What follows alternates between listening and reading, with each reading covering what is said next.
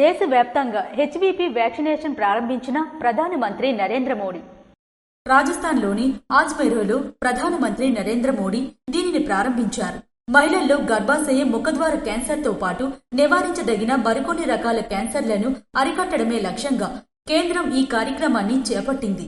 ఇందులో భాగంగా 14 సంవత్సరాల బాలికలకు గార్డాసిల్ అనే టీకాను ఆరోగ్య కేంద్రాల్లో ఉచితంగా పంపిణీ చేస్తున్నారు.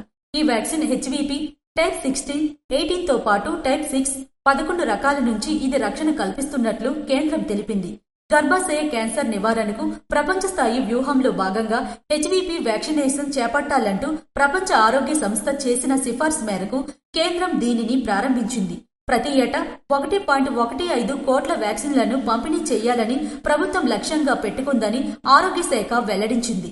राजस्थान के 21,000 से अधिक युवाओं को नियुक्ति पत्र भी सौंपे गए हैं। ये बहुत बड़ा बदलाव आया है।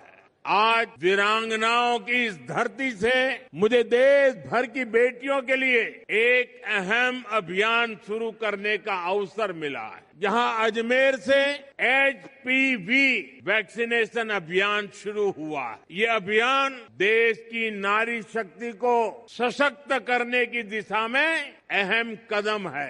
इसी भाव से भाजपा सरकार ने महिलाओं को संबल देने वाली अनेक योजनाएं चलाई है. ఈ వ్యాక్సిన్ 2006లో అందుబాటులోకి రాగా ప్రపంచ వ్యాప్తంగా ఇప్పటి వరకు 50 కోట్ల డోసులు పంపిణీ చేశారు. దీంతో పలు దేశాల్లో గర్భాశయ ముఖద్వార క్యాన్సర్లు గణనీయంగా తగ్గినట్లు అంచనా.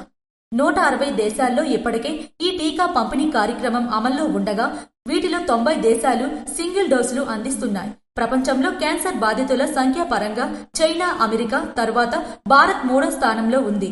2040 నాటికి దేశంలో క్యాన్సర్ రోగుల సంఖ్య ఏటా 20 లక్షలకు చేరే అవకాశం ఉందని అంచనా.